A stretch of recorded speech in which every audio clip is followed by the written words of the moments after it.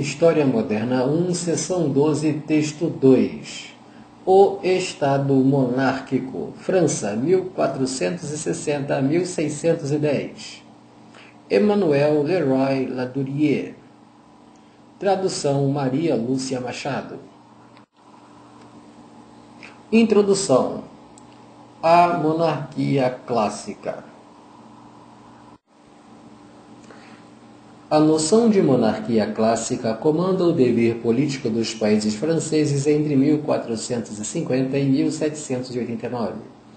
Ela corresponde a um antigo regime muito alongado, que se escoa e depois se esboroa em paz ou furor desde o fim da Guerra dos 100 Anos até o declínio do reinado de Luís XVI. Durante esses 3 densos séculos, vários sistemas poderiam ilustrar o conceito geral de monarquia. Além da dinastia francesa dos últimos Valois e dos Bourbon, incluiriam em um espírito comparativo as realezas em nome dos quais são governados diversos estados da Alemanha e da Itália, a Espanha, a Inglaterra dos Stuart e dos primeiros Hanovrianos. Fora da Europa, o shogunato japonês da época Tokugawa, séculos 17 a 19, poderia fornecer a título puramente externo úteis pontos de referência. Um primeiro traço central põe em relevo o caráter sagrado da instituição monárquica. As cerimônias da sagração exaltadas desde a Idade Média para fazer oposição ao Império e o toque régio das escrófulas com seu efeito curativo e miraculoso são-lhe a expressão conhecida. Esse toque incorpora um vasto conjunto de ritos. Em Versalhes, fatos diferentes quanto o toque dos escrofulosos, a coleta para os pobres e o despimento vesperal do monarca ou ao clarão de uma vela fazem figura de cuidados respectivamente corporais ou monetários. Eles são administrados aos doentes e aos pobres pelo rei ou aplicados pelo primeiro camareiro ao corpo de sua majestade. Esses cuidados são inseparáveis de práticas religiosas. O toque das escrófulas é precedido pela comunhão do rei, evocando de longe a Eucaristia sobre as santas espécies, sendo essas, em princípio, reservadas aos padres. O despimento real é acompanhado de uma prece noturna pronunciada pelo capelão de serviço. Esses diversos procedimentos implicam a escolha de certos companheiros momentaneamente eleitos que o rei distingue por ocasião de tais ritos entre os aristocratas de alta posição. Assim se conjugam em virtude de um velho esquema ternário, em torno do próprio ser do soberano concebido como síntese. As cerimônias culturais, o destaque de uma suprema nobreza com vocação guerreira e, enfim, os cuidados concedidos ao corpo popular ou real, do qual decorre metaforicamente a fecundidade, inclusive econômica, de um conjunto mais vasto. As sacralidades soberanas têm outros efeitos, menos cerimoniais e mais dramáticos. O rei, em sua sagração, faz juramento de erradicar a heresia do reino. A monarquia clássica na França e a Loures é, portanto, ao menos em princípio, intolerante no plano religioso, mesmo se impõe, vez por outra e por uma duração bastante longa, tal fenômeno de coexistência limitada com heterodoxia. Por exemplo, em diversos momentos das guerras de religião ou durante o período que vai do Edito de Nantes, 1598, à sua revogação, 1685. As tendências ao monopólio religioso são persistentes e se gabam dos apotegmas do século XVI. Uma lei, uma fé, um rei, e ainda cujus regios, aegius religio, a religião do reino e também dos súditos. O interesse bem compreendido, ou aparentemente bem compreendido do príncipe, o incita a manter certa conformidade de fé entre os reinícolas. Ele também assim para si mesmo a salvação Ele obtém assim para si mesmo a salvação eterna.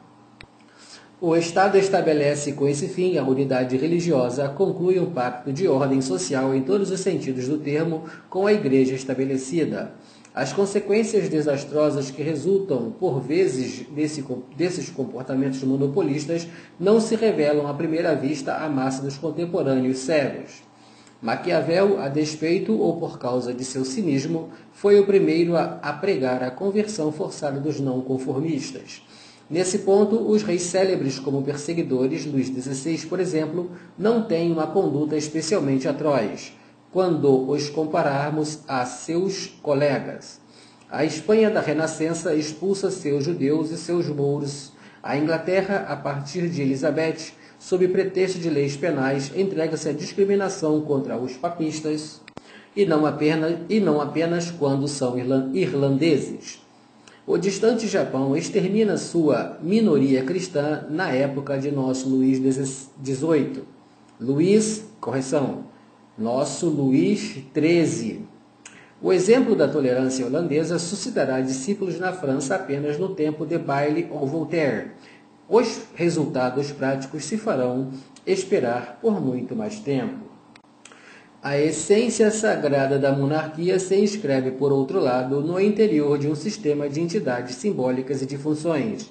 A Renascença as aclara. Elas incluem as noções de dignidade real e de justiça, essa fundamental em relação à instituição soberana em seu conjunto. Essa justiça e essa dignidade são imortais, ou pelo menos sobrevivem à pessoa efêmera dos reis sucessivos. Pessoa efêmera dos reis sucessivos. Confirmam as máximas do século XVI. O rei, a coroa e a justiça não morrem jamais, ou ainda, a justiça não cessa. Para melhor figurar essa perpetuidade da função real, os juristas ingleses da época elisabetana propuseram a teoria dos dois corpos do rei. Um é mortal, como o de qualquer um. O outro, que encarna a instituição monárquica, é imortal. É transmitido regularmente do rei predecessor ao sucessor.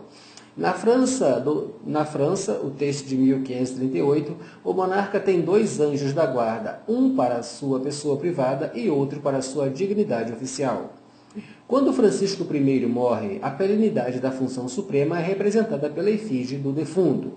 Manequim, em tamanho natural, assemelha-se a ponto de se confundir com o caro desaparecido. O fantoche é vestido de vermelho à imagem de seus parlamentares justiceiros. Desfila em pé e alteado o boneco gigantesco em bom lugar no cortejo fúnebre do falecido rei. Os membros do parlamento e toda a escarlate acompanham a majestosa marionete. Conformam-se assim aos usos que foram observados por ocasião do fim dos reinados precedentes, tanto pela efígie do monarca quanto pela preparada dos acompanhantes. A ausência de luto ou de traje preto é sublinhada pela vestidura brilhante usada pelos magistrados. Melhor do que um discurso, ela lembra que a justiça não morre jamais.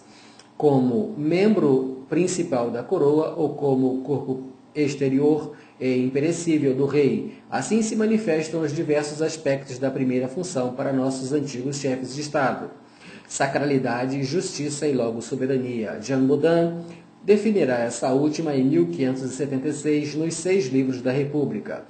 O porte da espada da França pelo estribeiro mora corcoveando em seu cavalo nos postos avançados da efígie do defunto monarca. Evoca a segunda função, guerreira, inerente ao ofício real. O século XVII, a morte de Henrique IV, mantém um elemento justiceiro, o lit de justice do parlamento, convocado desde o assassinato do Béarnais Henrique IV, entroniza a regente Maria e o pequeno Luís XIII, pouco depois do homicídio, 1610.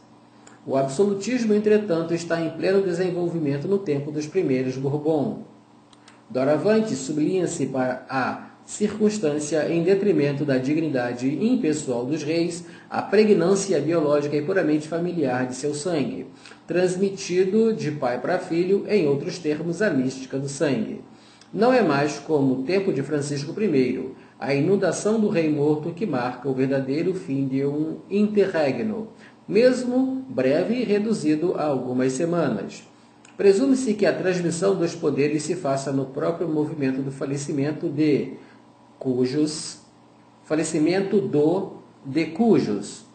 O morto aposta-se do vivo e o novo príncipe, como sol ou fênix, emerge em sua realeza sem esperar nos minutos que se seguem ao trespasse de seu genitor ou de seu ascendente. O astro do dia foi obscurecido apenas alguns instantes pelas nuvens da morte.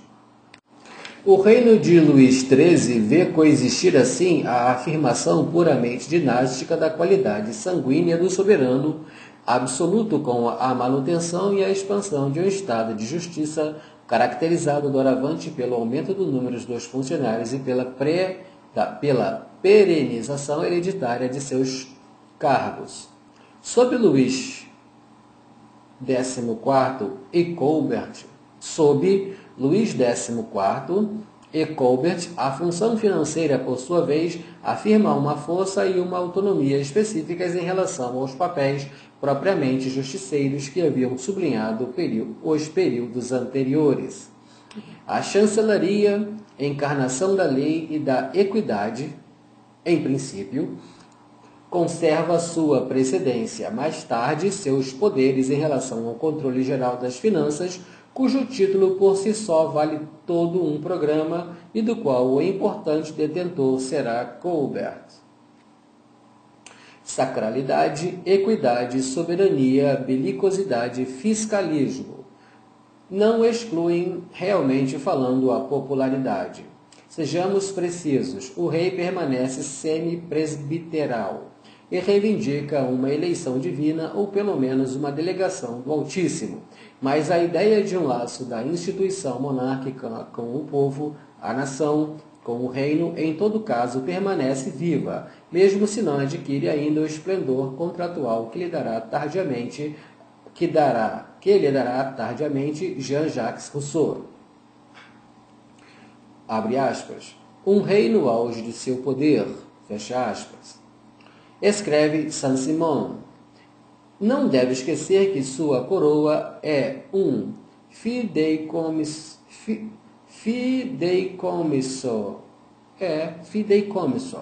que não lhe pertence em particular e da qual não pode dispor porque a recebeu em mão de seus pais, a título de substituição e não de livre herança. Deixo de lado as condições revogadas pela violência e poder soberano que se tornou despótico. Consequentemente, que ele não pode tocar nessa substituição que, vindo a acabar pela extinção da raça legítima pela qual todos os indivíduos masculinos são respectivamente convocados pelo mesmo direito que revestiu ele próprio, não cabe a ele, ao supracitado rei, nem a nenhum deles dispor da sucessão que jamais verão vacante, que o direito dela retorna à nação da qual eles próprios receberam a coroa, solidamente com todos os indivíduos masculinos de sua raça, enquanto dela houver vivos, que as três raças, Merovingia, Carolíngia e Capetingia, não transmitiram a coroa por simples édito e por vontade absoluta de uma à outra, que, se esse poder estivesse neles, cada rei seria senhor de deixar a coroa a quem lhe bem parecesse, a exemplo de Carlos VI. Exemplo detestável para Saint-Simon, já que esse rei, louco, deserdara seu filho em benefício do soberano da Inglaterra. A tradição francesa e europeia do século XV ao século XVIII depende então firmemente, assim como Saint-Simon, por outro lado, tão conservador para certos direitos do povo, das três ordens ou, como se dirá mais tarde, da nação, em relação ao soberano. As fórmulas variam no século XV. É questão de um corpo vil ou místico de todo o reino, corpo ao qual pertence a monarquia e do qual ela depende. O século XVI, mais terra, evoca as bordas do monarca com o reino. O dote trazido por este, em outras palavras, o domínio real, é inalienável. O que quer que queira o faça o soberano reinante, assim como o dote de uma mulher é sagrado para seu esposo. O modelo eclesiástico nesses diversos casos é essencial, quer se trate do corpo místico do reino análogo ao da terra, quer das bodas místicas do rei com seus súditos, comparadas aos esponsais de um bispo com sua igreja diocesana. No século XVII, os pensadores não conformistas como Claude Joly, anti-Mazarino, e Pierre Jurieu, huguenote contestador, vão mais longe, falam de um contrato, de um pacto entre o rei e seu povo. Sem adotar tais extremos, os juristas franceses mais oficiais sempre lembraram que a legitimidade real acompanha-se inevitavelmente de uma legitimidade das instituições e dos costumes na qual o monarca não pode tocar. E se afirma a regra princeps legibus solutus est, o príncipe está desobrigado das leis, é menos para submeter os súditos à arbitrariedade de um só do que para afirmar na falta da coisa melhor diante do imobilismo dos parlamentos o direito do soberano à iniciativa em matéria de poder legislativo, tal como exigem as necessidades cotidianas da mudança social, mesmo moderada. Mas de arbitrariedade tirânica, nada. Ao menos como princípio. De direito, os governadores têm sua palavra a dizer desde que não saiam do quadro da lei, basta-lhes exaltar esta última para a defesa de seus direitos e de seus bens.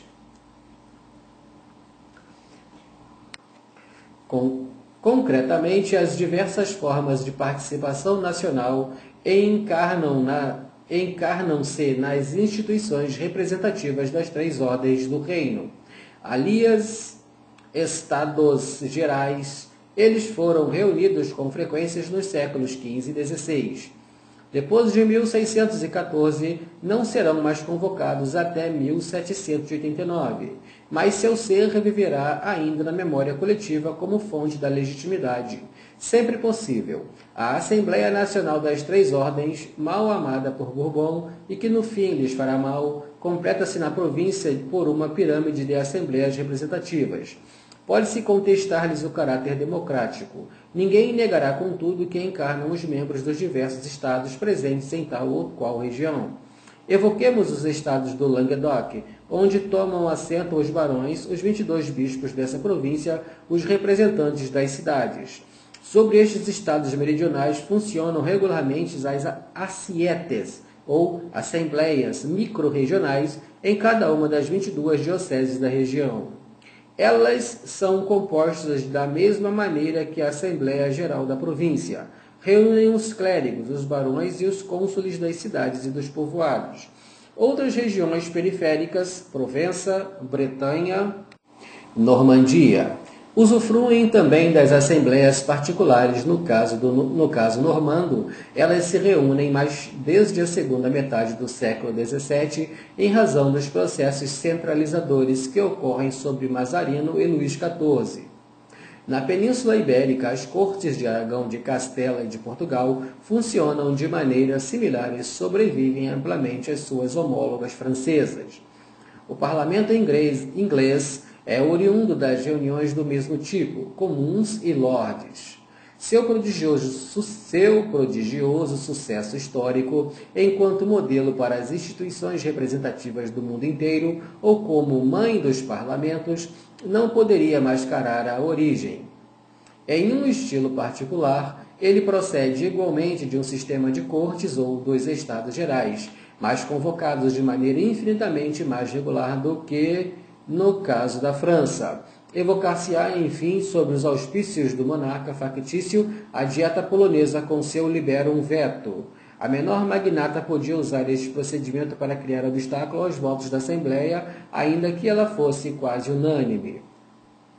No que concerne à França, a despeito da fachada absolutista que vai progressivamente se fender no século XVIII, o antigo regime continua a ser, entre outras coisas, sociedade de ordens ou de estados.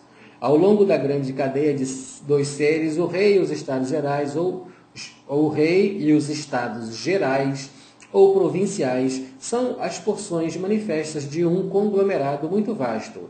Ele é feito de comunidades, corporações e instituições representativas. Na falta de reunião efetiva dos Estados Gerais, desde Richelieu até Luís XVI, os parlamentos, especialmente o de Paris, erigem-se em instâncias com vocação nacional, participam da ressurreição do corpo místico do reino, restabelecido de 1715 a 1788 e desmistificado desde 1789. A monarquia, sob sua forma clássica, liga-se ao funcionamento de uma corte centrada em torno do soberano, itinerante no mesmo tempo dos Valois.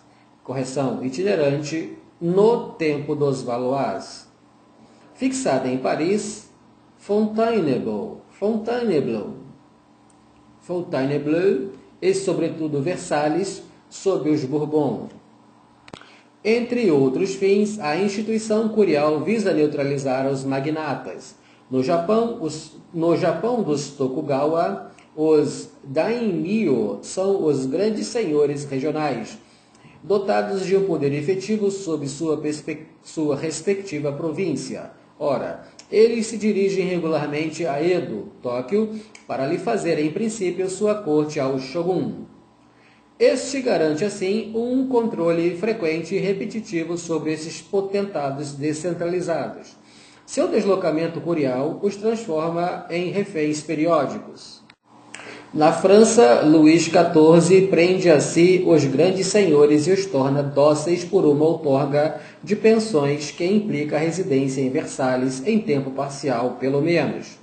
Sistema caro, mas rentável em termos de paz interna do reino. Doravante, os nobres estão agrupados em torno do trono como um ornamento e dizem àquele que ali tomar lugar o que ele é.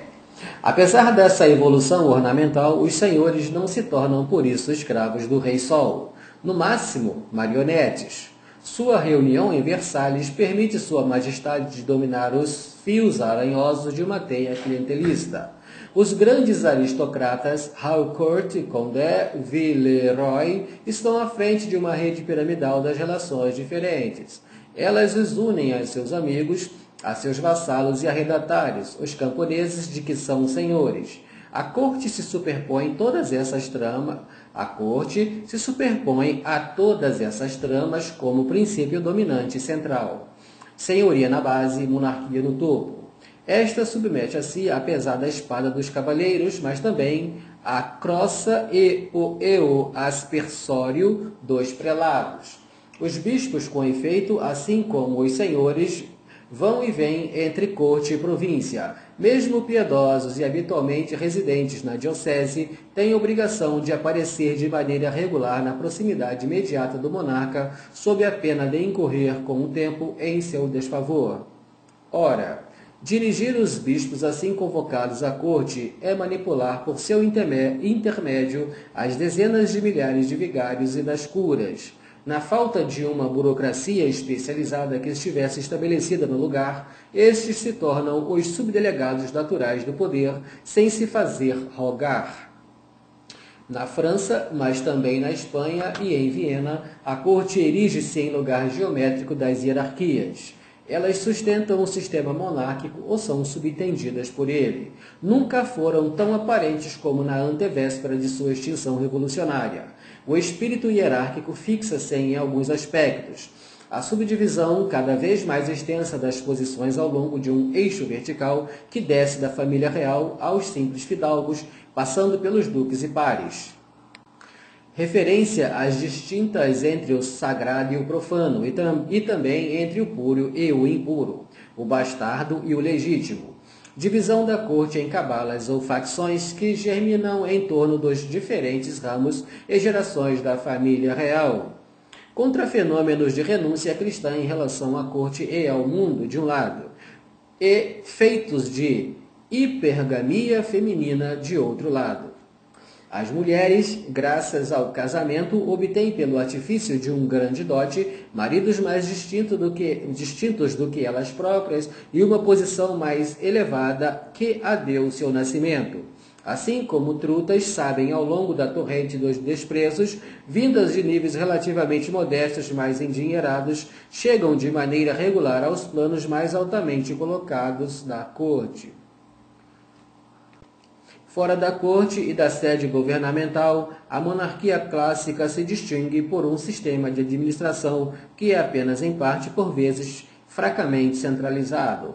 Na Inglaterra, uma nobreza de província, gentry, detém com frequência o essencial do poder local por meio das Justices of the Peace. Na França, os governadores de província ou os seus lugar-tenentes gerais gozavam localmente de um poder que lhes vinha do rei, mas dispunham também, até o começo do século XVIII, de uma situação de grandes senhores autônomos ou semi-independentes. Constituíam para si uma clientela local com ou sem a permissão do monarca. As coisas vão mudar, sem dúvida, quando a generalização dos intendentes, pouco a pouco instaurados no século XVI, multiplicados por Henrique IV, Luís XIII e, sobretudo, por Richelieu, instalaram-se por toda parte como posto fixo, depois de seu colapso da Fronda, por ordem de Luís XIV e Colbert. Em uma escala considerável para a época, mas ainda modesta, segundo os critérios contemporâneos, esses intendentes de generalidades ou comissários regionais aparecem como os ancestrais dos perfeitos e superperfeitos, cujo poder só decrescerá realmente. Com a Lei de Descentralização de 1981, a rede dos intendentes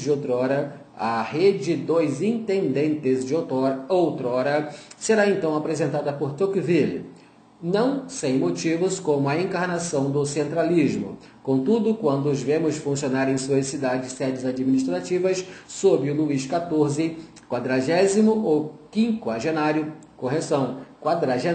ou quinquagenário, damos-nos conta de que a centralização, em muitos casos, ainda está apenas em germe. Tomemos a exemplo nessa época de generalidade de Alençon, nem muito próxima, nem muito afastada da capital. O intendente aí aparece sobretudo como um árbitro, um negociador, passa seu tempo a tergiversar com os poderes locais ou nacionais. Administração das talhas, arrendamento dos impostos indiretos e das gabelas, comunidades de cidades, controle geral, situado em Versalhes. O exército real em descanso em seu quartel de inverno na Normandia e cujos soldados de bolsos vazios conseguem alguns rendimentos contra contrabando de sal. Bispos, tribunais de bailiados. As máfias urbanas, os detentores de cargos que preexistiam ambos à intendência, continuam a deter a parte principal dos poderes que, em seu caso, não merecem tecnicamente o epíteto de centralista. Em relação a eles, o intendente não faz figura de senhor imperioso, obedecido com certeza, antes desempenha um papel de mediador, moderador e seguramente coordenador. Participa assim da operação de aproximação e reagrupamento das diversas elites que constituem um dos traços do reinado de Luís XIV. Por certo, esse monarca e mesmo seus sucessores ou subordinados tiveram a pretensão por momentos à onipotência. Mas, apesar do culto da personalidade que cerca os soberanos e compensa de facto as reais fraquezas de seu poder, a monarquia clássica permanece objetiva e subjetivamente descentralizada. Em todo caso, nitidamente menos centralizada que os sistemas políticos que a ela sucederão no século XIX. É, a fortiori, menos tentacular do que são os inúmeros regimes do século XX. Eles se intrometem, em muitos casos, nas esferas dos interesses privados e nos domínios específicos da sociedade civil.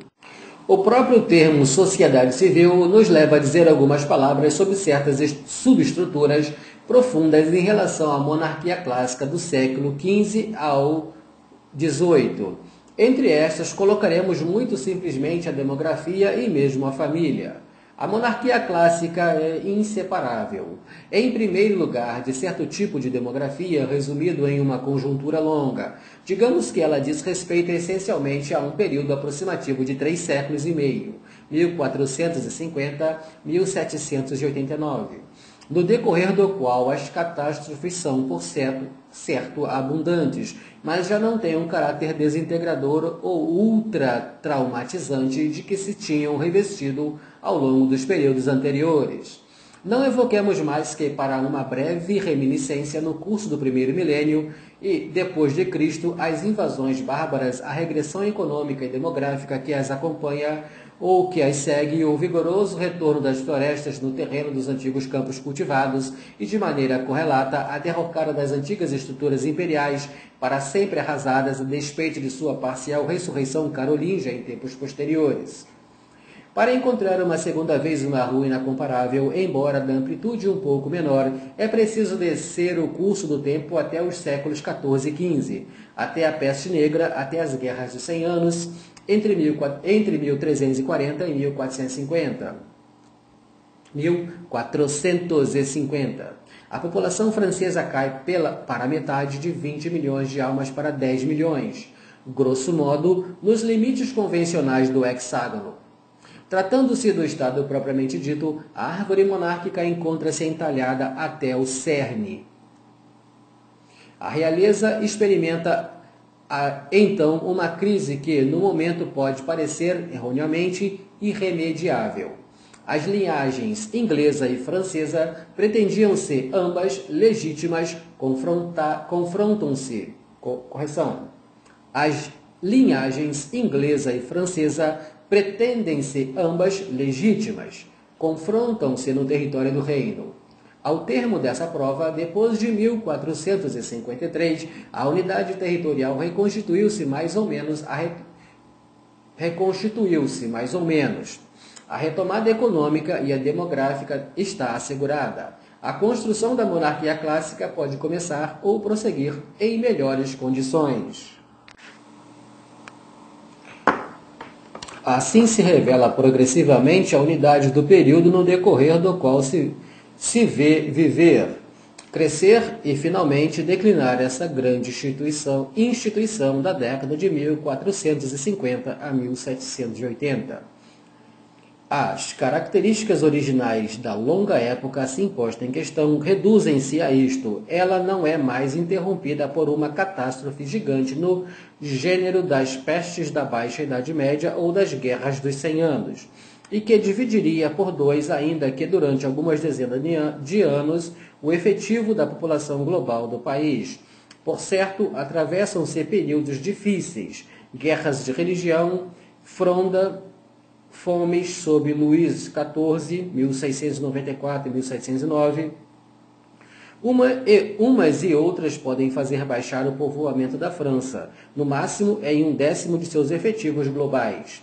É bastante para fazer sofrer a maioria, já não é suficiente para inverter o crescimento do aparelho estatal.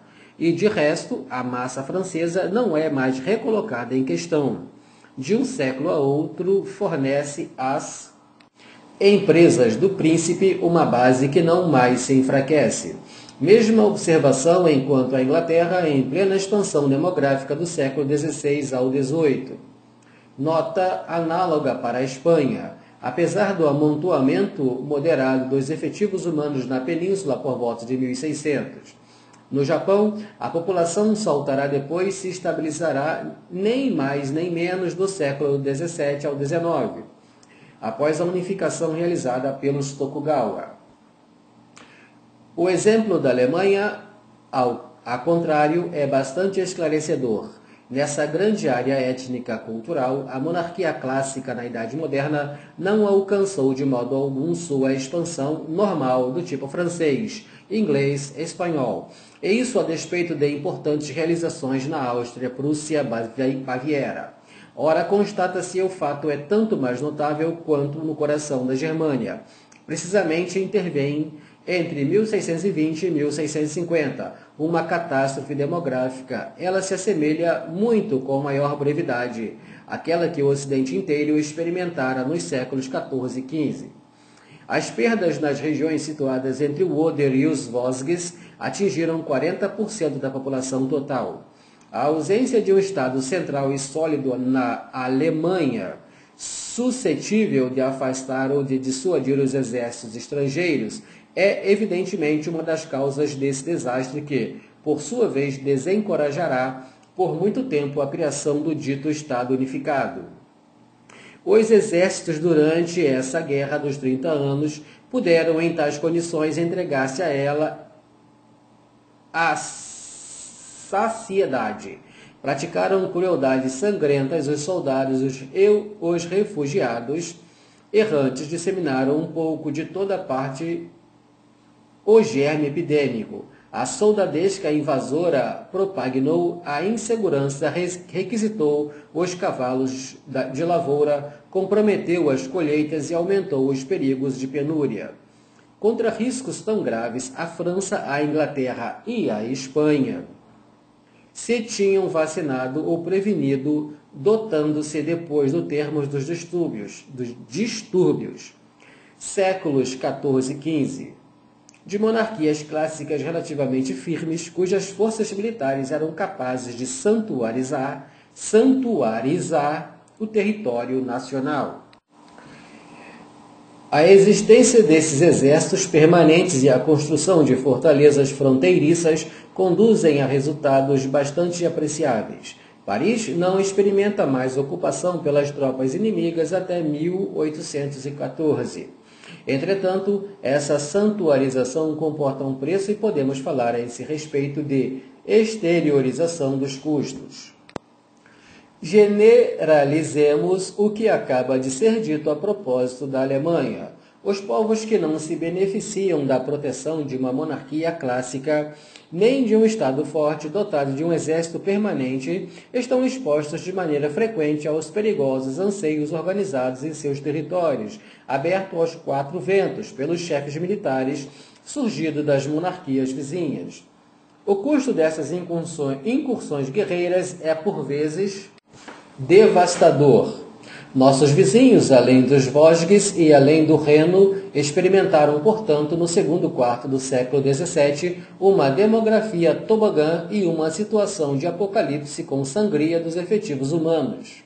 Na metade ou em um terço, tal como outros países ocidentais favorecidos doravante por uma certa taxa de unificação monárquica, não conheceram mais depois de 1450 ou 1500. 1450 ou 1500. Dir-se-á o mesmo da Polônia, em uma época que, em cronologia francesa, corresponde ao fim do Mazarino, ao começo de Colbert. Esse país desmorona demograficamente em proporções catastróficas, que evocam os desastres mais precoces na Alemanha das guerras dos 30 anos. As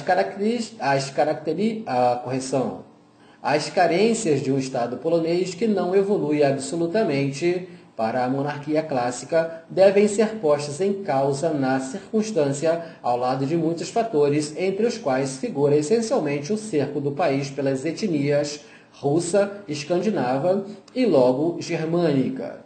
De um ponto de vista puramente institucional, em todo caso, a introdução da prática do liberum veto em 1562, em 1652, prevê que todas as decisões da Dieta serão tomadas por unanimidade.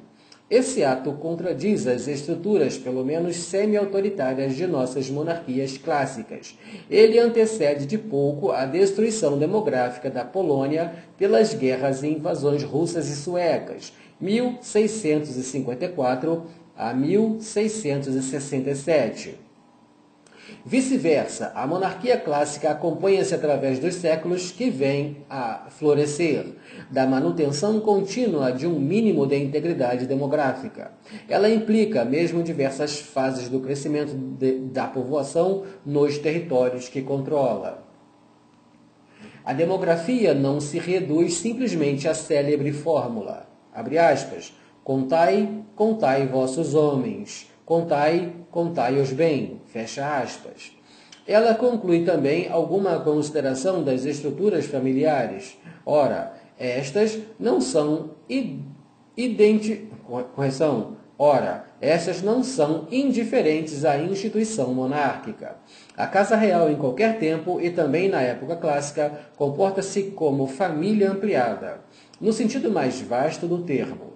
Abriga sob o teto de um grande palácio o monarca, sua esposa, sua eventual amante, seus filhos e netos, assim como os cônjuges de uns e de outros, e sua respectiva progenitura. Pelo menos essas diferentes personagens, assim como a rainha-mãe quando sobrevive, vêm regularmente ao castelo para ali efetuar visitas ou estadias mais ou menos longas, a fim de fazer sua corte ao soberano. Além disso, o vasto edifício abriga de maneira permanente ou momentânea um grande número de domésticos e cortesãos. Essa espécie de família ultra ampla e dirigida por um prestigioso patriarca na época do detentor do trono corresponde ponto a ponto a tipos de famílias similares, embora tais mais modestas no seio da sociedade global. Naturalmente, os lares dos simples súditos e súditas que assim evocamos dispõem em cada unidade de efetivos humanos muito mais reduzidos do que no nosso caso da imensa família que reside em Blois, Fontainebleau e Versalhes. Admitindo esse ponto, constatemos que no sul da França, ainda no século XVIII, a família ampliada, com dócil corresistência de um filho casado, ladeado de sua progenitura e que vive incrustado no domicílio de seus velhos pais, permanece extremamente difundida e, mesmo canônica, ao menos nos meios rurais e montanheses. No norte da França, ao contrário, a família patriarcal é sobrepujada pelas famílias simplesmente compostas dos pais e dos filhos e ponto final. E, no entanto, mesmo nessas regiões setentrionais, um certo número de lares dispõe, além do pai, da mãe e dos filhos, de um ascendente, de um colateral em domicílio, sem falar, é claro, das criadas e dos criados numerosos nos solares dos fidalgos. A porcentagem de tais famílias ampliadas pode alcançar 10% do número total de lares na região de Valenciennes, sob o antigo regime, e mesmo 17% em Longuenesse, no bailado de Saint-Omer. Ademais, uma família pode ter congenitamente vocação para ampliação e não ser ampla no instante preciso que vê passar os agentes recenseadores ou os curas contadores de almas.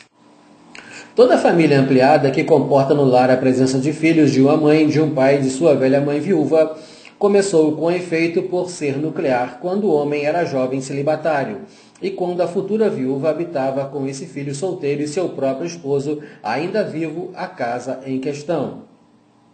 De resto, depois do falecimento da viúva, essa mesma família voltará a ser nuclear por algum tempo, e assim por diante.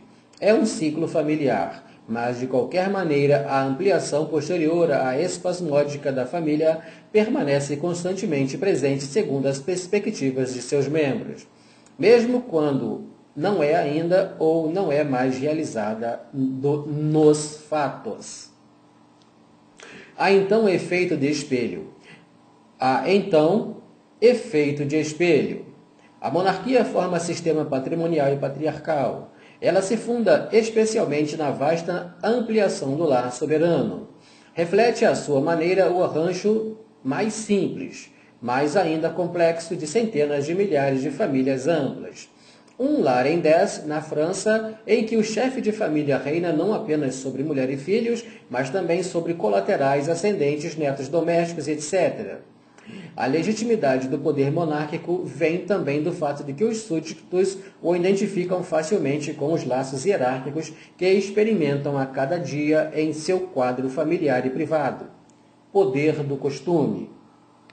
Proto-história, ou então nascida por segunda origem de tal confraria religiosa e local que foi formada in situ na Idade Média. Por exemplo, a confraria do Espírito Santo nas aldeias e povoações do sudeste francês.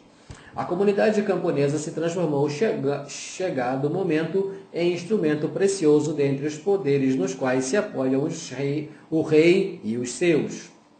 Para receber o imposto, os soberanos estão, com efeito, mal servidos, se podem contar apenas com as senhorias territoriais que constelam aos milhares a superfície do reino.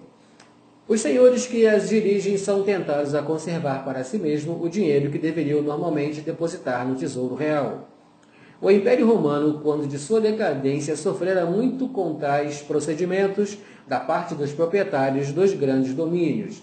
Daí a outra solução governamental, cuja fecundidade será confirmada por sua história. Dirigir-se não aos senhores, mas às comunidades. Deixar de lado os nobres senhores do solo e, dessa maneira, levantar o imposto na fonte.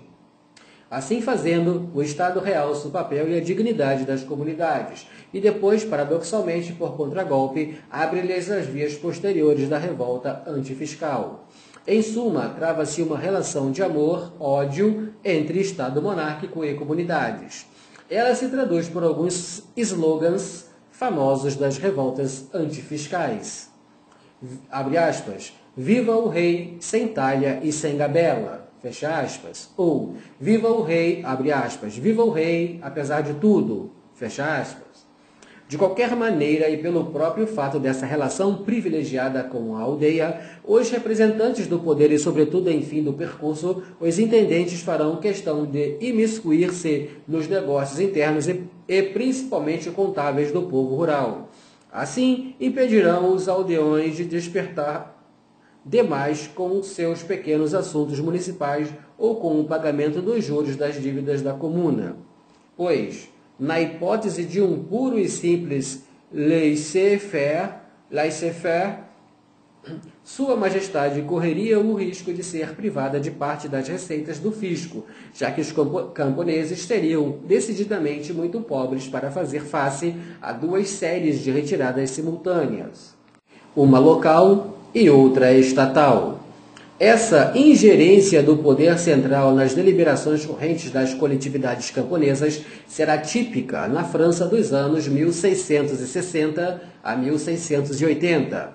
Ditos colbertianos, contudo, na ausência de fiscais e de coletores de contribuições que seriam nomeados pelo Estado, a comunidade camponesa do antigo regime, paradoxalmente, conserva poderes mais consideráveis do que aqueles que serão detidos no campo por nossas municipalidades contemporâneas.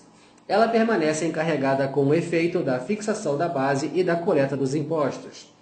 Depois das aldeias, as cidades, depois dos peões, as peças grandes do tabuleiro de xadrez monárquico. Por certo, a Europa mediterrânea ou germânica soube desenvolver redes de cidades livres. Maquiavel desenvolveu as cidades alemãs, abre aspas, em grande liberdade, obedecendo ao imperador quando lhes agrada, não temendo nenhum de seus vizinhos, tanto mais que todas elas têm fossos e muros suficientes, a artilharia em grande quantidade e sempre em seus armazéns públicos alimento, bebida e lenha para um ano. Na Alemanha, sob a Renascença, a vida urbana implica, portanto, segundo o autor florentino, grossos muros, garantias da independência comunal. Ao contrário, a boa cidade, a França e talvez em outras partes, caracteriza os grandes estados propriamente monárquicos do século XVI. Eles esquecerão o nome, mas conservarão a coisa nas épocas seguintes. Perante a boa cidade, o príncipe individual ou coletivo é nitidamente mais intervencionista em nosso país do que o é, alhures, o fraco império germânico. Protegidas das invasões pelo exército real, nossas cidades aprenderão gradualmente a dispensar muralhas segundo uma evolução que se generalizará durante as luzes. Essa desmilitarização das periferias citadinas transformará os muros espessos em grandes bulevares. Ela nascerá da segunda aumentada que as iniciativas monárquicas espalharão no território. Ela nascerá da segurança aumentada que as iniciativas monárquicas espalharão no território do Estado. O orçamento urbano poupará dessa maneira gastos importantes de alvenaria, tanto para construir como para reparar as muralhas. No plano político, a boa cidade, ou simplesmente a cidade clássica, é um misto de poder real e de poder comunal, uma sociedade mista, um compromisso lógico duas entidades coexistem, estatal e citadina. O rei, nessas condições, não poderia sufocar nem mesmo enfraquecer completamente os notáveis das cidades. Tem necessidade deles tanto quanto eles do rei. Os monarcas Bourbon intervirão cada vez mais nas eleições dos edis, escabinos e outros cônsules. A oligarquia local anteriormente controlara os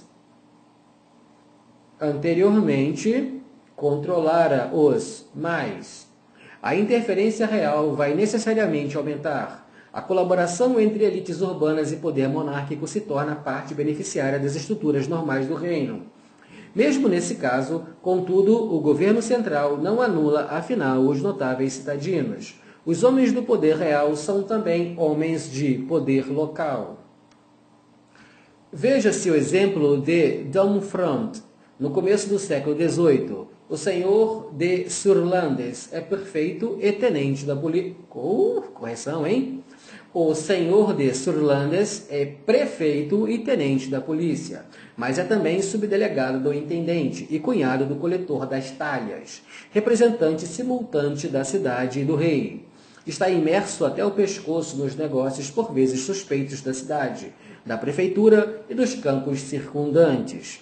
Levando em conta o grande número de personagens que se encontram no mesmo caso, pode-se considerar que o poder da intendência, ou em outras palavras, do monarca presente na província, não se consegue sem o apoio das máfias urbanas das quais esses poderosos fazem parte.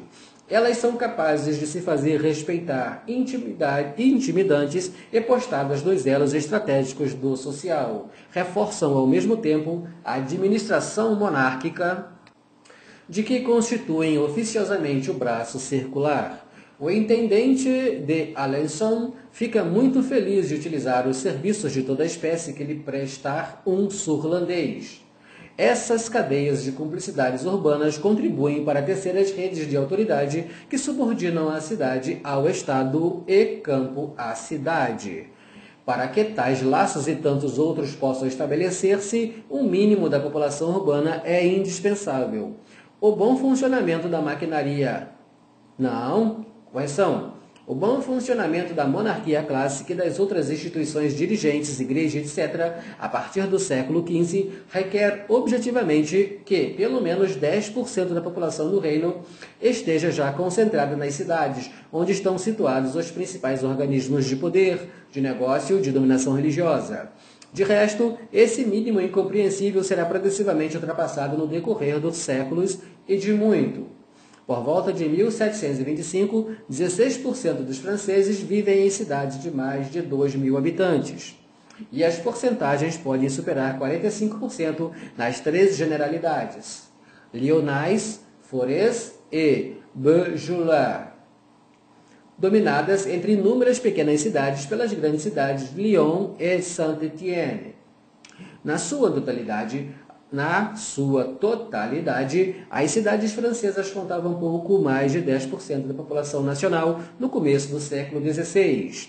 Elas sobem a quase 20% por volta de 1789 ou 1788 a 1789. Esse crescimento é particularmente forte na capital política. Paris atingia precisamente os 300 mil habitantes à véspera das guerras de religião, mas o conjunto formado por Paris e Versalhes, onde estão concentrados os serviços centrais da monarquia, já ultrapassa 500 mil de pessoas no fim do reinado de Luís XIV. Tal massa humana engendra necessariamente efeitos significativos de excitação ou de indução, pelos quais a monarquia clássica se comunica indiretamente com toda a economia nacional ou parte dela. Wrigley e Hayami, historiadores do século XVII e XVIII, fizeram a demonstração disso respectivamente para Londres e Tóquio. Mas Paris, Versalhes e nossa rede de sedes administrativas regionais ou subregionais não ficam a dever uma nobreza do serviço ou de ociosidade. Não ficam a dever. Uma nobreza de serviço ou de ociosidade se concentra na cidade, levando uma desfeudalização do campo. Os consumos de luxo, assim estimulados, multiplicam o número e a qualificação dos artesãos no setor urbano. Paris cria em torno de si os círculos de uma economia mundo, por impacto ou ricochete do político sobre a produção, tanto que a bacia parisiense na época dos Bourbons é progressivamente remodelada pela demanda de vinho, lenha, carne e trigo, exercida pela capital à margem das explorações agrícolas, por outro lado, autossuficientes.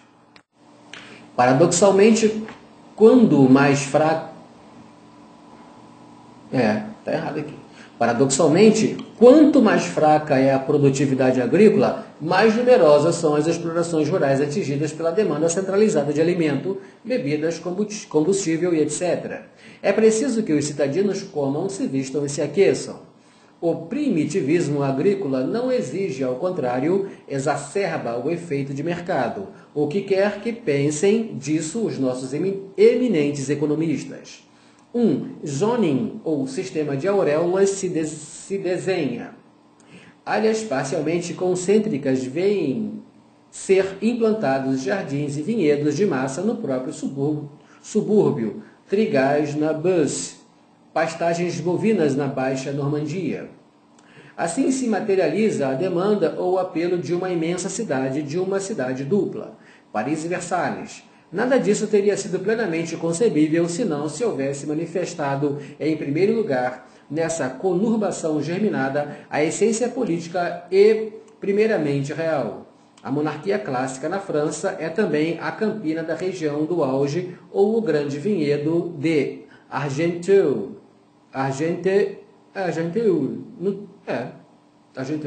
No tempo de Luís XV.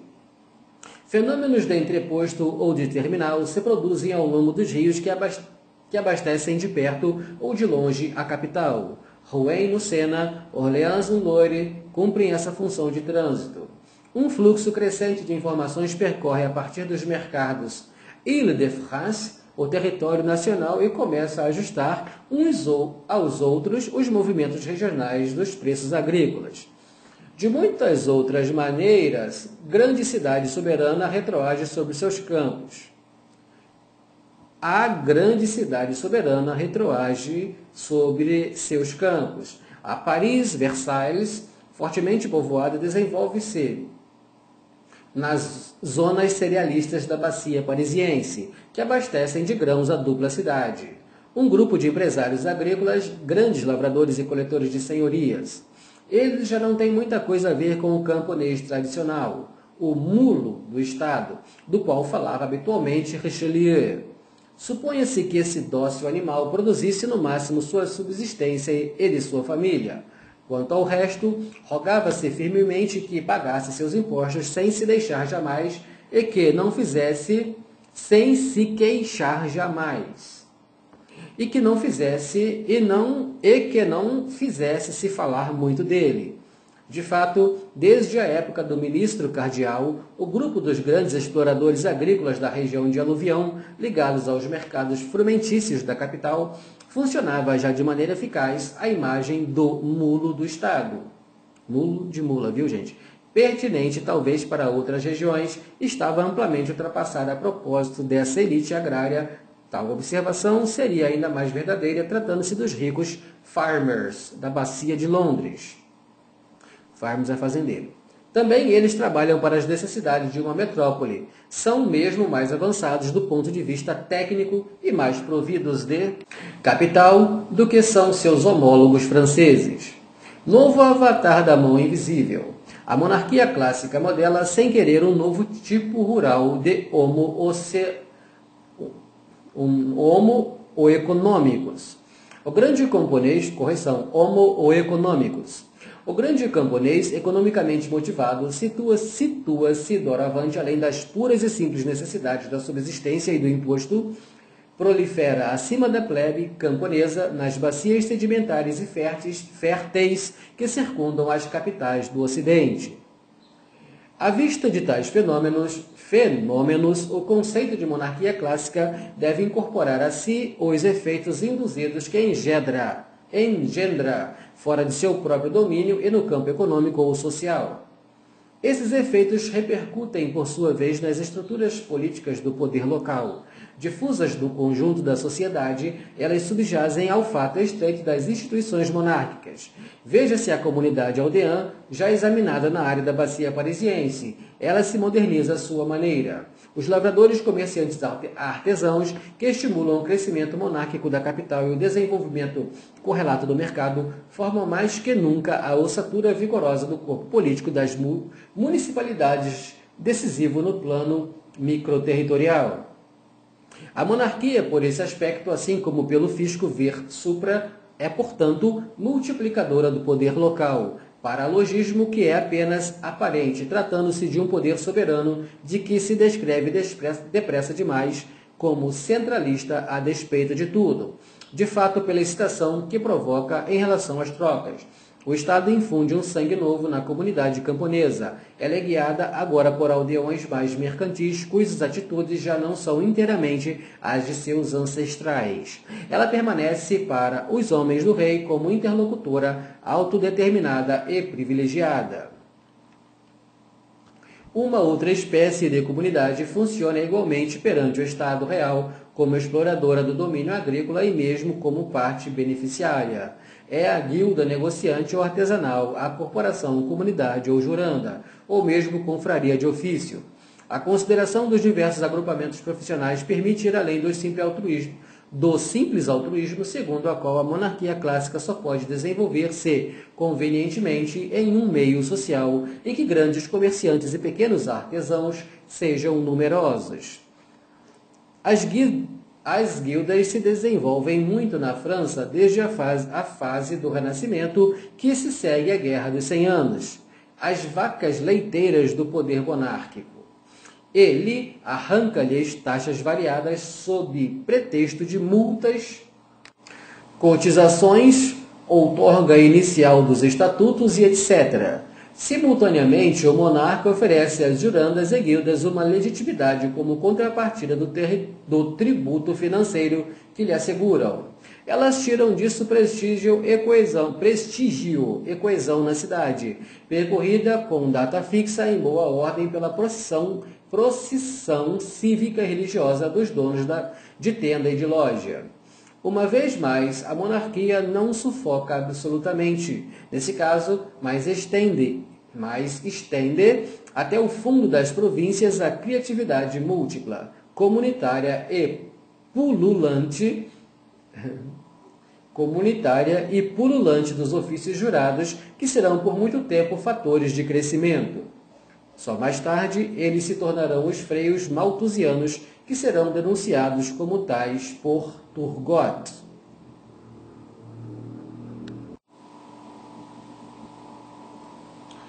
Em suma, a monarquia não se concebe sem um mastro trípode e comunitário no topo do qual se empoleira.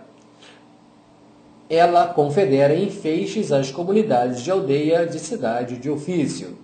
Depois desses poucos dados sobre as subestruturas da administração da instituição monárquica, gostaria de abrir a caixa preta e descrever não o detalhe dos mecanismos, mas a economia geral das engrenagens e das molas. Elas fazem mover a instituição, lhe dão o poder sobre a sociedade global.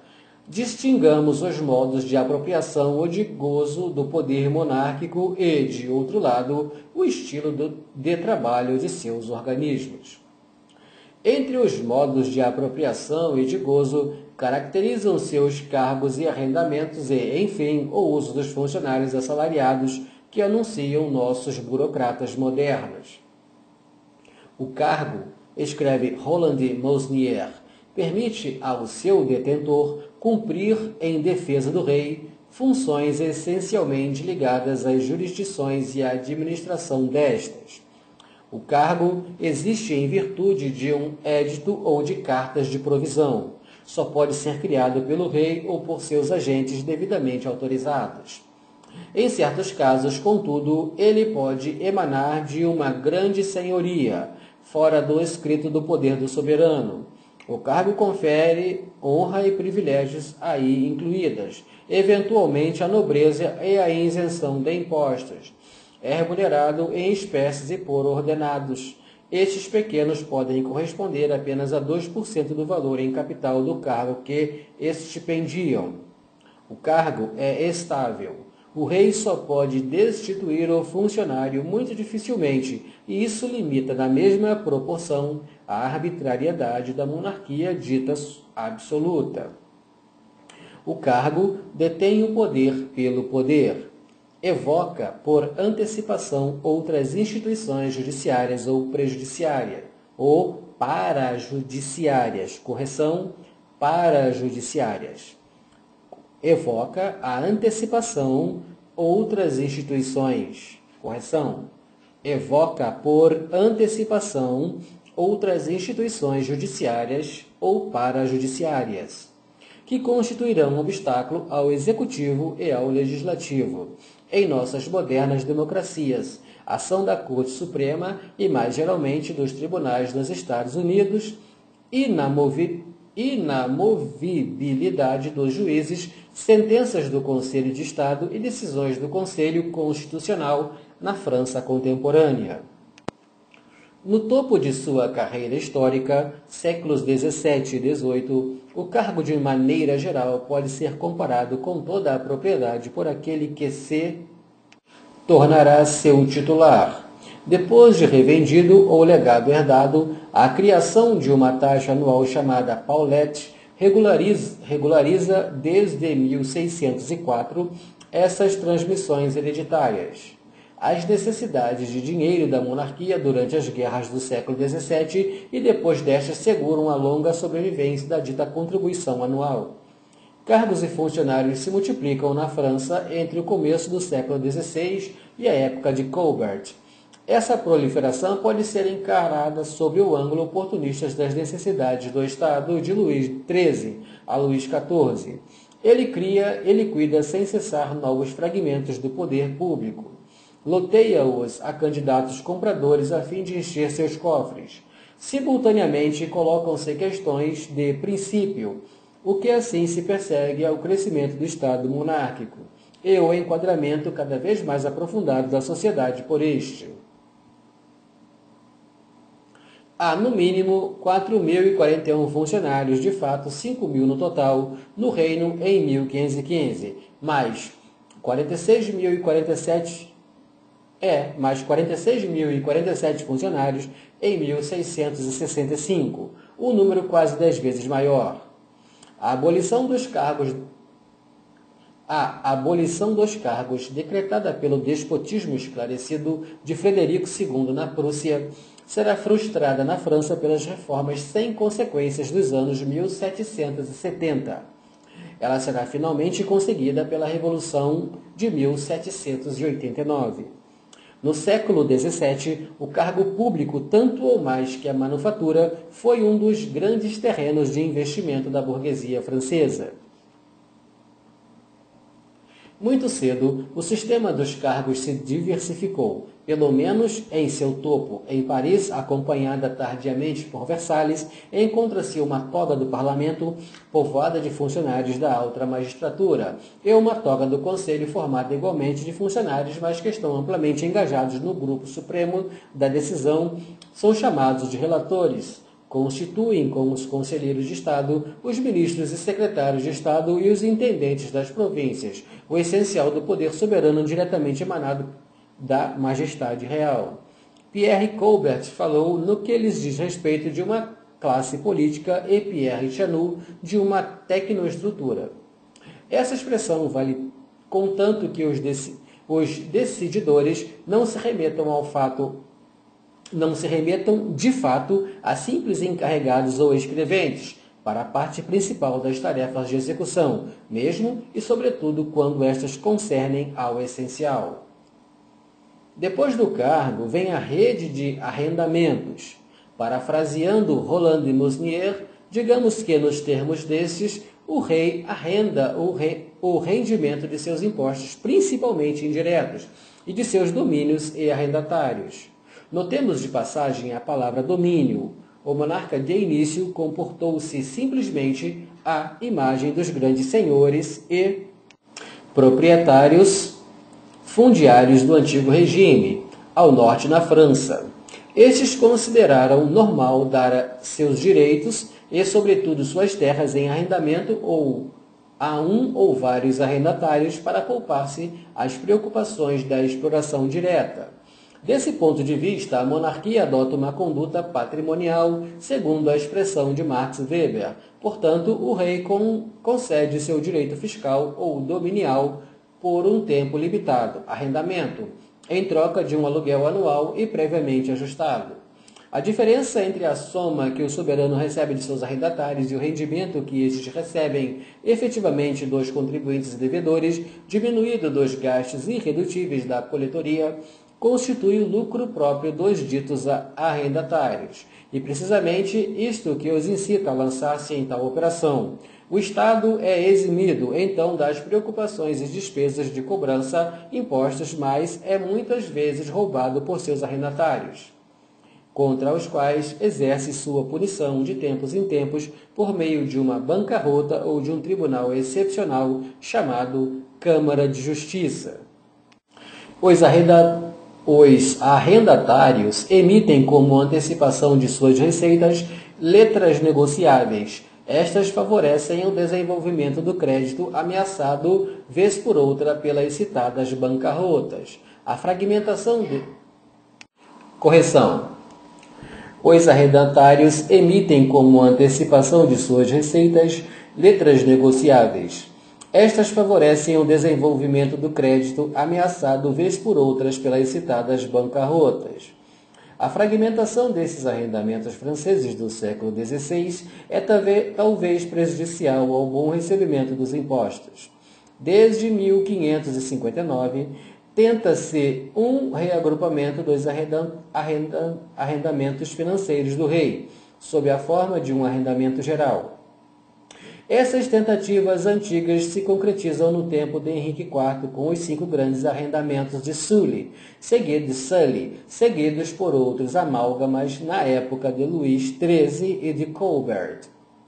Os arrendamentos abarcam os vastos setores do imposto do sal, gabela, das traives, em outros termos, alfândegas internas e externas, dos impostos indiretos ou taxas de consumo sobre os vinhos, cidras e aguardentes, no domínio real, ele próprio dividido em domínio corporal, terras, senhorias, florestas, e incorporal, direito de timbre e, a partir do fim do século XVII, controle dos autos dos tabeliães.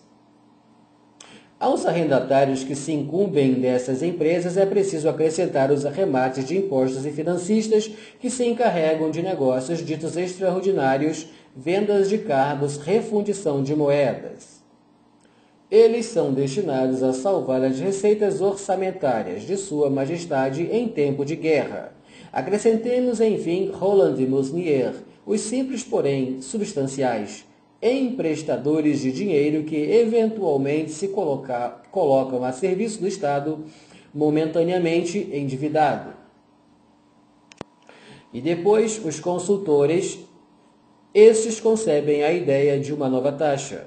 Ela é destinada a fazer entrar numerário ou crédito no Tesouro Real. Em caso de aceitação e de sucesso de sua tentativa, eles são remunerados de uma maneira ou de outra pelos agentes do monarca.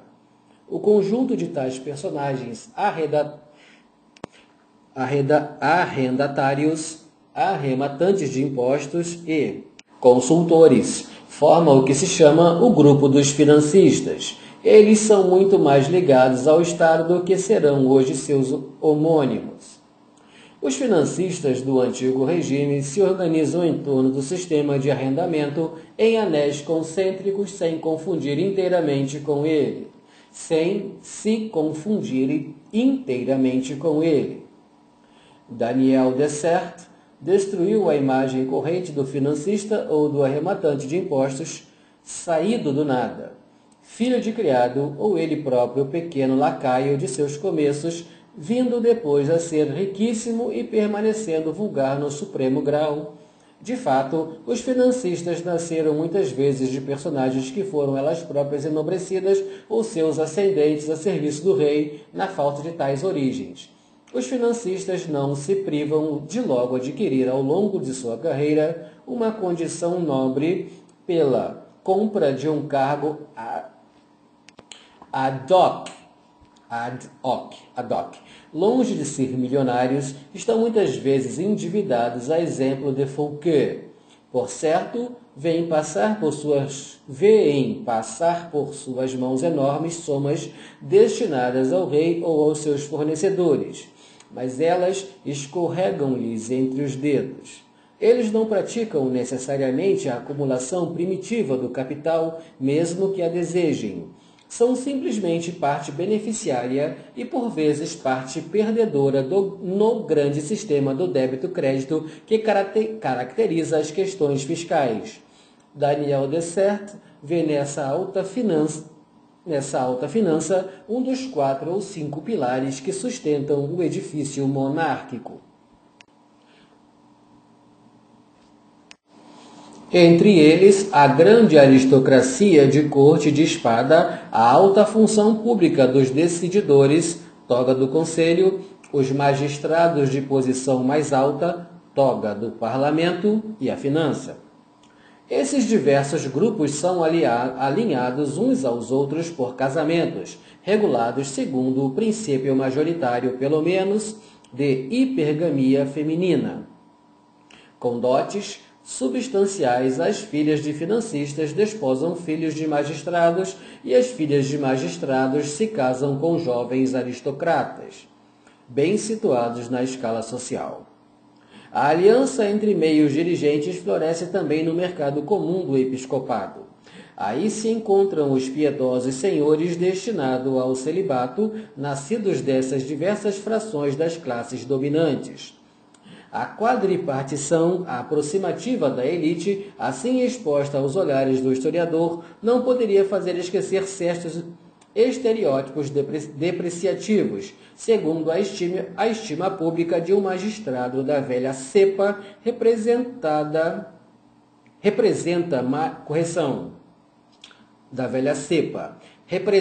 mais que um financista que um senhor da corte. Pesa mais que um magistrado importante, pelo menos até o fim do século XVII. Esse desdém visa os grandes togados, eventualmente esnobados pela nobreza da corte. Ele vale a fortiori para os financistas, destinatários de uma estima social que se mostra menor ainda. É preciso esterco nas melhores terras.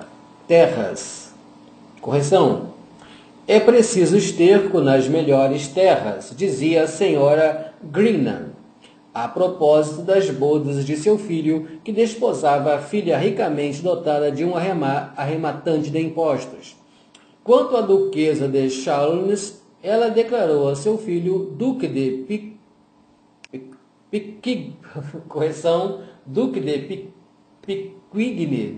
Picquigny, que acaba de se casar com a filha do opulento financista Bonnier.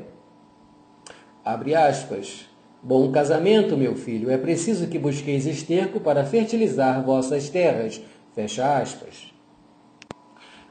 Desta vez, tratando-se de financistas, o menosprezo social chega a evocar o caráter fecal de sua riqueza, como manipuladores do fisco e do crédito real. Epítetos excrementiciais ou de estrumação igualmente infligidos aos bastardos, sem ir tão longe no desprezo, admitir-se-á que classificar ou taxonomizar é hierarquizar. Distinguir dentre os servidores ou os subalternos da monarquia, os grandes aristocratas, os fundiários, os funcionários aristocratas, os funcionários e os financistas, é também situar uns e outros ao longo de uma escala de valores a qual aderem os contemporâneos. Esta pode apoiar-se em anedotas ou mais ou menos exatas, e inscrever-se, contudo, no mais profundo das mentalidades da época. A França, desse ponto de vista, não está sozinha. As atitudes antifinancistas na Inglaterra, Espanha ou Áustria não eram muito diferentes das nossas.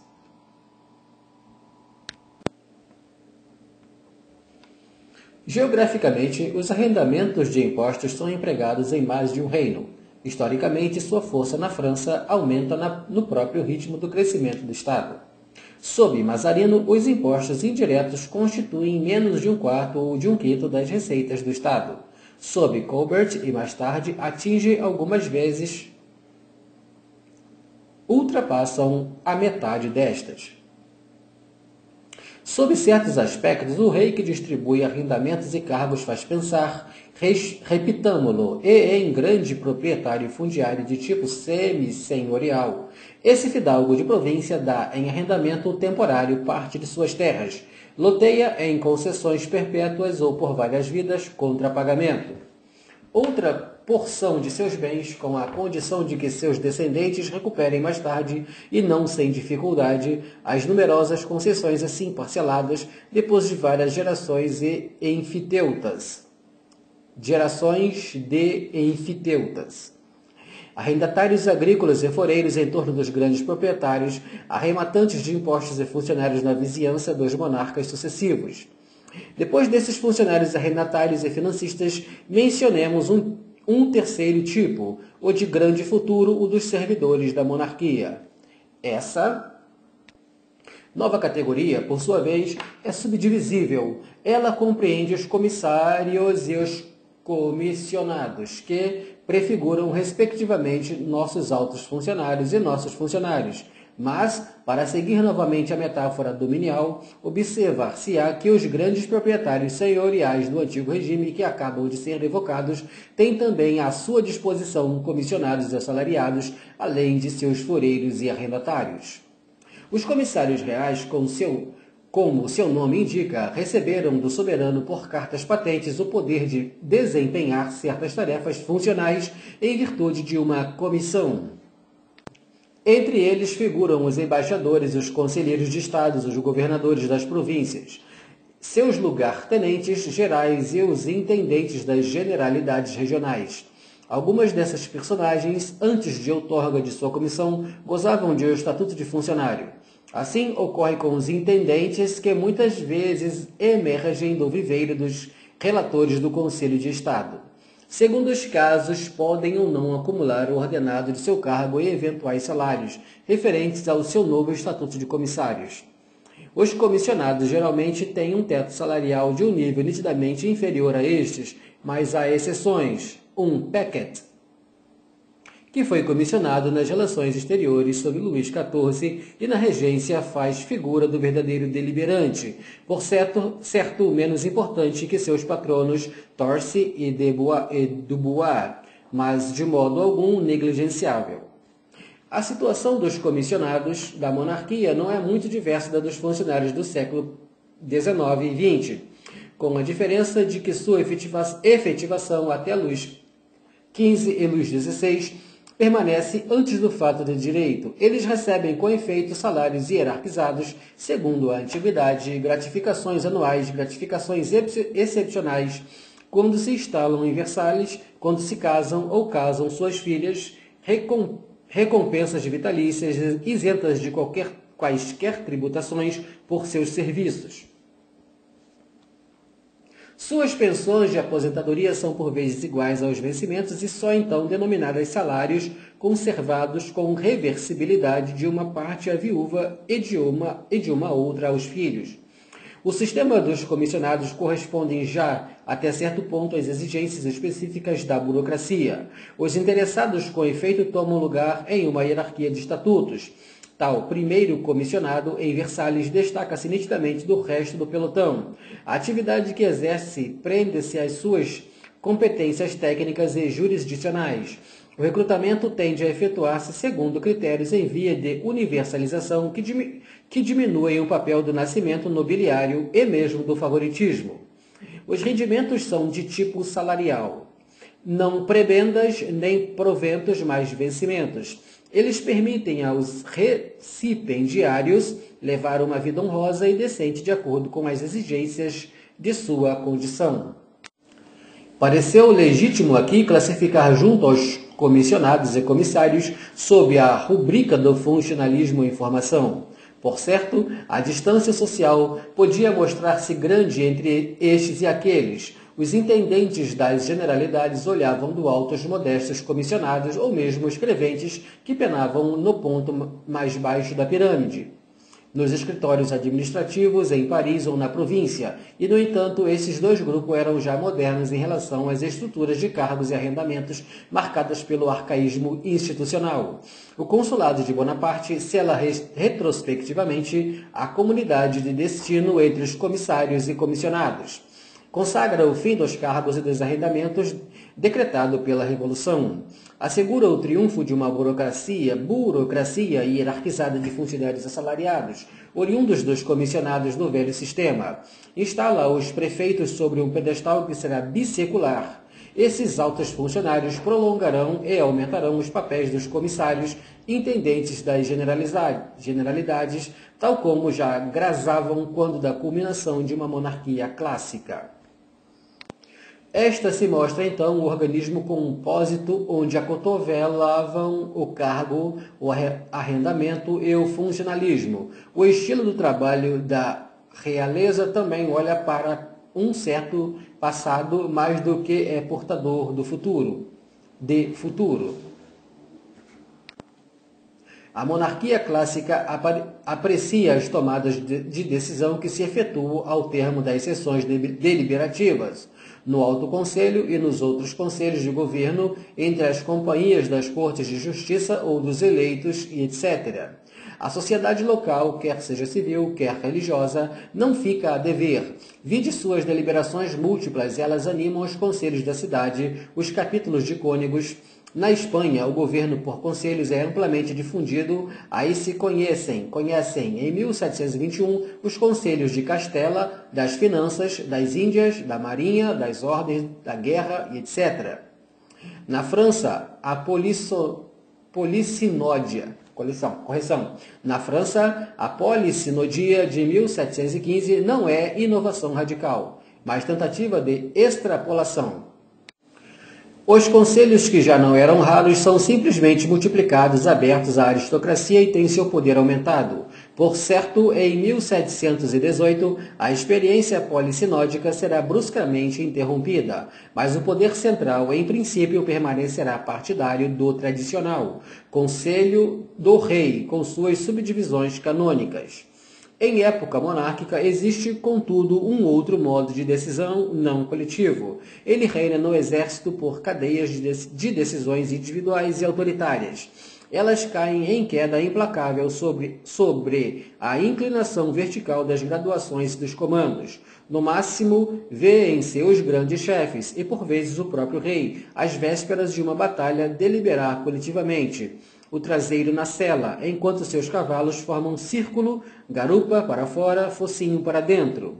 Aí também aguardar-se-á com frequência o desaparecimento da monarquia do antigo regime para que, enfim, o estilo solitário da decisão transponha os limites da soldadesca e contamine o poder civil. Os elos do poder de Bonaparte instalará por meio dos ministros, prefeitos, subprefeitos e seus subordinados, romperão com muitos hábitos na direção colegiada. De alto a baixo, refletirão as decisões autoritárias de personalidades responsáveis, inclusive no domínio não militar. Em suma, a monarquia clássica aparece enquanto poder e soberania como uma imagem hiperbólica da sociedade global, como um resumo pedagógico desta, no qual as elites, em particular a nobreza, são sobre-representadas, a ponto de eliminar os camponeses e de colocar em minoria os burgueses ou pequeno-burgueses. Não é preciso dizer que os protegidos direto do monarca conservam nas cúpulas do aparelho real, à custa de vastas frustrações em outrem, muitos meios de ação essenciais. Salvo essa restrição, os nobres de serviço de espada de corte, salvo essa correção, Salvo essa restrição, os nobres de serviço, de espada, de corte, de finança, de pena, de magistratura e de prelatura monopolizam ou quase os planos superiores da instituição.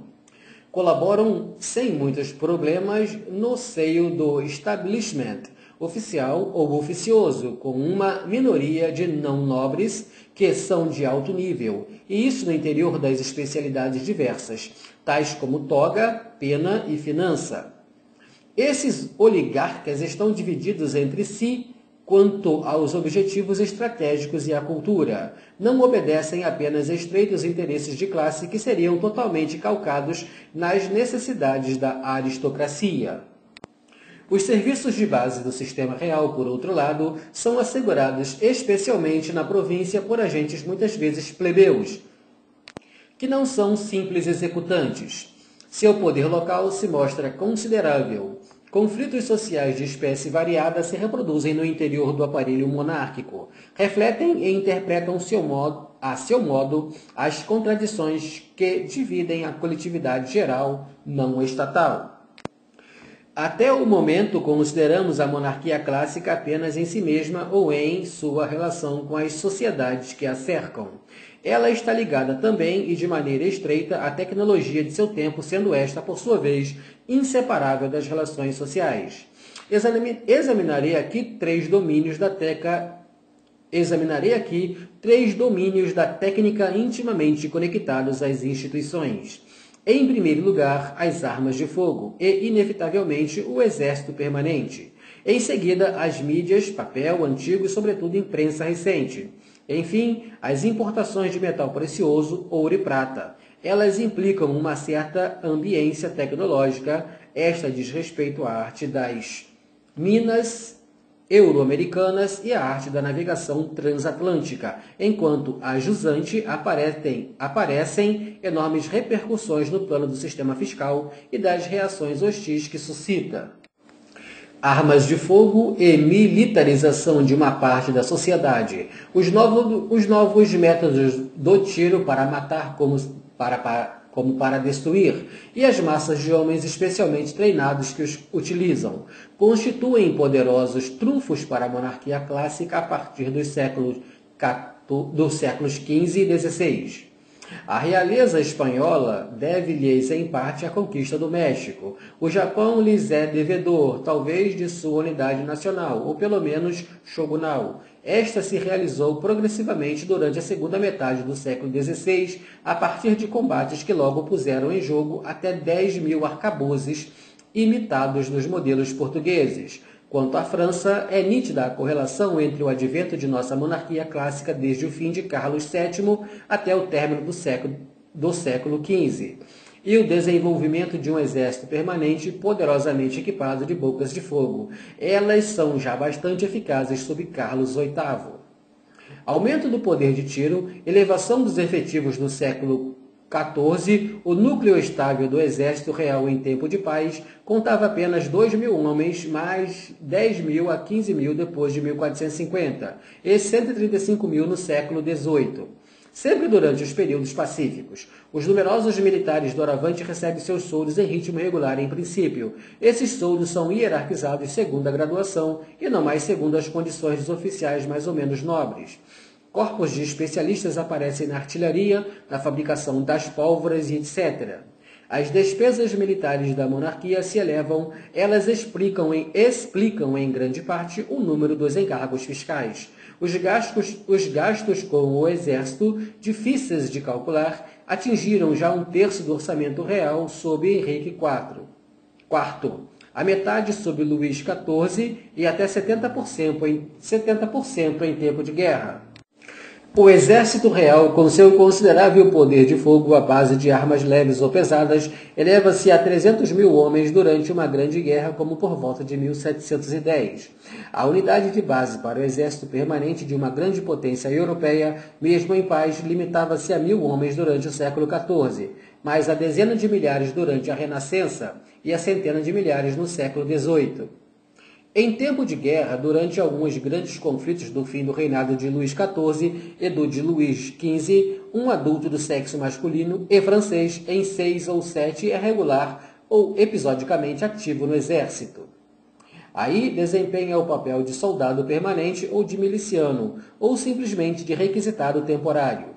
De um extremo ao outro do período examinado, o progresso técnico é balizado pelos nomes dos grandes administradores da artilharia, como Bureau, morto sob Luís XI, o homem dos canhões de bronze, das colubrinas e do lento declínio das fortalezas medievais, e depois Gribeauveau no declínio do antigo regime. Ele dá ao reino os canhões que a Europa invejará sob o Primeiro Império. Antigas e novas mídias. Outra série de inovações tecnológicas e cuja incidência é forte na monarquia clássica.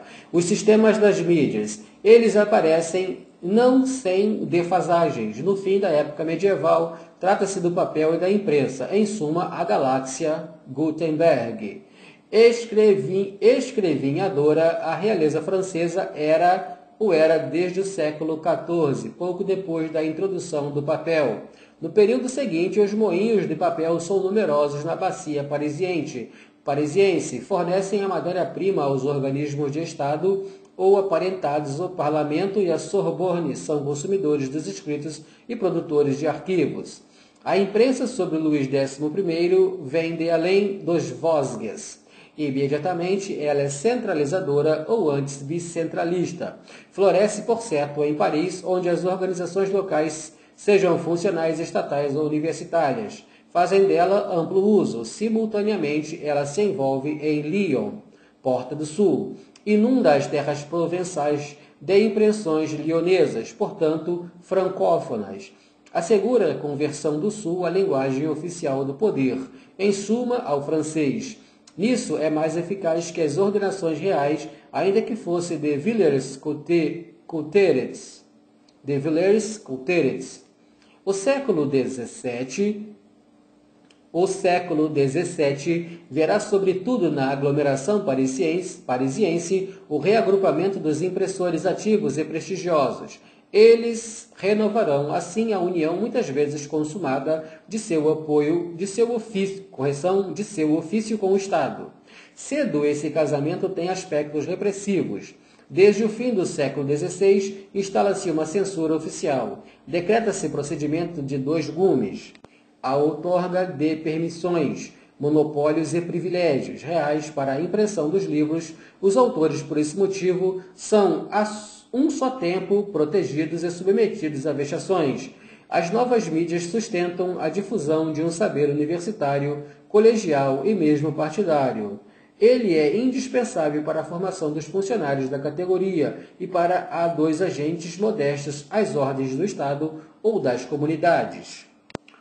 O número desses homens dos diversos níveis aumenta muito. A monarquia clássica, portadora e desejosa de um mínimo de educação, é contemporânea de um povoamento no qual 10% dos indivíduos masculinos, pelo menos, são capazes de assinar em si. Essa porcentagem é apenas um sintoma. Revela a difusão inicial de algumas luzes, mesmo fuliginosas ou veladas. Implica uma voga crescente e subjacente da imprensa. Essa proporção de homens educados cresce de maneira bastante contínua ao longo dos séculos. Em fim de percurso, aproxima-se no tempo de Luís XVI dos 50% dos adultos masculinos que sabem assinar. Entra-se, então, em uma zona perigosa, tempestuosa, a soma das frustrações engendradas pela supereducação relativa de homens colocados muito abaixo na escala social, tende a superar a soma das vantagens que o Estado tira desse capital incessantemente aumentado de instrução pública. A monarquia clássica arrisca-se, então, a ser devorada por um turbilhão educativo cuja instauração aceitara, se não encorajara. A coisa tem duplo gatilho. A imprensa e a educação perante o Estado foram por muito tempo estimuladoras, tornam-se finalmente desestabilizadoras. De qualquer maneira, certas necessidades são irredutíveis. A realeza do século XVI, ao XVIII faz amplo uso do pequeno cartaz com inúmeros exemplares da circular e do formulário administrativo, os três saídos das prensas e das oficinas. Não há função pública, sobretudo real, que não tenha seus impressores oficiais ou oficiosos. Metais preciosos. Depois das armas de fogo e das novas mídias, o terceiro salto para a frente de que se beneficia a monarquia clássica diz respeito às moedas, disponíveis em quantidades muito maiores. Pode tratar-se do uso ampliado de novos instrumentos creditícios. As letras de câmbio serão muito úteis para o transporte de uma receita fiscal da província à capital. Ora, elas existiam para as necessidades do comércio desde o século XIV. Passarão por alguns aperfeiçoamentos suplementares do século XIV ao XVIII. As mudanças de base, contudo, não são referentes à circulação do próprio papel bancário, mas às massas de metais preciosos nas tesourarias públicas e privadas. Os contrastes de conjuntura longa e mesmo ultralonga são capitais sob este aspecto, seja a crise dos séculos XIV e XV, seguida de uma renascença e de uma expansão que desabrocham no belo século XVI. Sublinhou-se a esse respeito a causalidade demográfica, despovoação de 1348 a 1450, depois retomada a recuperação por volta de 1560, mas os fatores monetários também têm sua importância. O desenvolvimento da monarquia clássica com base em um fisco aumentado e mais regular a partir da segunda metade do século XV implica o fim das carências crônicas de ouro e prata, e elas são abolidas tardiamente graças a toda uma panóplia de iniciativas parcialmente tecnológicas. Uma enorme crise de liquidez, grande penúria monetária, grazara entre 1395 e 1415. Suas causas eram mais ou menos próximas. O balanço comercial da Europa com o Oriente desde o ano 1000 foi sempre deficitário, em consequência das compras de especiarias, sedas e pérolas, em consequência também das peregrinações, cruzadas, resgates. Essa má balança comercial desabara ainda mais baixo já por volta de 1400, em razão dos desastres internos do Ocidente acompanhados, o que não melhorava nada, pelas compras crescentes de especiarias e pelo esgotamento do ouro sudanês. Na França, pouco diferente nesse ponto da Inglaterra, Espanha, Itália, Flandres e Borgonha, o pior decênio, o mais desprovido de dinheiro, coincidira com os anos 1392-1402, em Brioude, no coração de um maciço central profundo e isolado. Estava se reduzindo a cunhar moedas de chumbo por volta de 1423-1425. Para a totalidade da Europa Ocidental, os estoques de metais preciosos caíram cifra aproximada de 2.000 toneladas de equivalente moeda por volta de 1340 para 1.000 toneladas por volta de 1465. Por contraste, o crescimento que sucederá essas perdas é extraordinário, pulveriza todos os recordes anteriores. Só a Inglaterra terá 1,1 mil toneladas de estoques de equivalente moeda em 1700. A França, onde os primeiros sinais de retomada se manifestaram nitidamente desde o reinado de Luís XI, terá 2,5 mil toneladas por volta de 1700, das quais 40% serão recicladas anualmente no orçamento do Estado. Toda a Europa, em 1809, manter-se-á em 50 mil toneladas de equivalente moeda, ou seja, 50 vezes mais que o pobre século XV e 25 vezes mais do que durante o rico, ou digamos, o menos pobre do século XIV. A prata, a Alemanha e a Húngara, depois do ouro das Antilhas, sucessivamente salvaram, assim, o Ocidente de 1460 a 1530. Em seguida, foi a vez da prata peruana e mexicana entre 1560 e 1625. Mais tarde, depois de algumas panes no século XVII, menos graves do que se disse, o ouro do Brasil é mais uma vez a prata mexicana farão a substituição nos anos 1720 e 1780. Tudo isso não se concebe sem vastos progressos tecnológicos, sem grandes descobertas. Também no sentido usual desse termo, a técnica das minhas profundas se aperfeiçoa desde a primeira renascença. Os engenheiros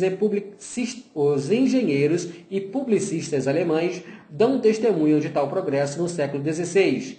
As explorações transoceânicas, por outro lado, e o amálgama do mercúrio tornam possível, nos anos 1500 a 1570, uma primeira extração dos tesouros do Novo Mundo, especialmente argentíferos.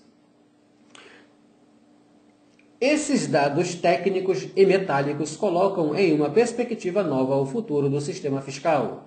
Por certo, este é muito antigo e admitir-se-á que os estados monárquicos, inclusive a França, passaram gradualmente do imposto excepcional de guerra ao imposto regular de guerra, depois ao imposto regular de paz, evolução praticamente consumada em 1360. Mas, da proclamação de um princípio à multiplicação dos meios efetivos, a margem é grande. Ela só será de fato transposta mais de um século depois dessa data fatídica, de 1360. Retomemos as coisas de bem longe, sobre Filipe o Belo, 1285, 1285, 1314. Filipe o Belo, 1285, 1314. Antes mesmo da grande mutação fiscal, mas puramente jurídica, nos anos 1350-1360. Os rendimentos totais do Estado alcançam 46,4 toneladas de equivalente moeda, das quais 39% fornecidas pelo domínio, sendo o resto já majoritário fornecido pelo extraordinário, em outras palavras, pelos impostos ainda irregulares da época.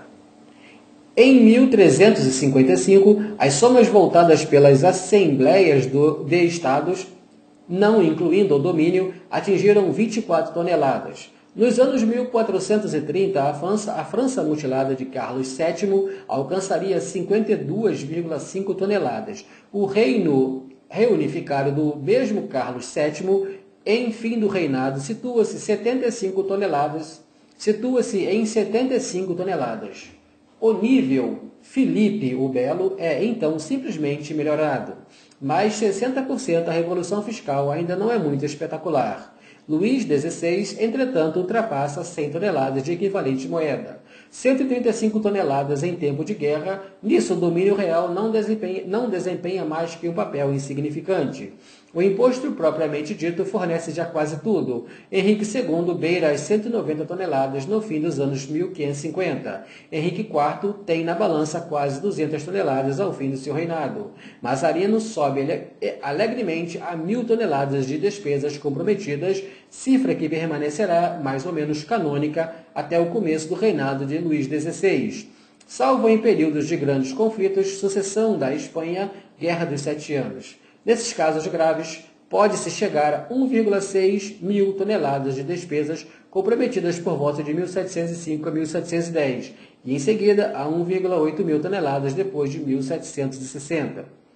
Mas tais tetos, que são muito dispendiosos, mantêm-se apenas brevemente. A verdadeira revolução fiscal com duplicação regular da tonelagem orçamentária não se inicia, portanto, com João o Bom e sua famosa expoliação em meados do século XIV. Como sustentam historiadores demasiado formalistas de fato, ela ocorre a partir de Luís XVI, de Henrique II e, finalmente, dos Bourbon, desde Henrique IV até muito jovem Luís Henrique XIV. É isso também a monarquia clássica, ou pelo menos é um dos seus aspectos essenciais. O ressentimento antifiscal, pai das revoltas, vê-se aumentado por esse acréscimo do recolhimento estatal. Metais preciosos, imprensa, canhões. As proezas da tecnologia dos tempos modernos afetam a monarquia clássica em todo o seu ser. Elas orientam e estimulam seu crescimento, mesmo e sobretudo quando este é repassado de antagonismos externos ou internos.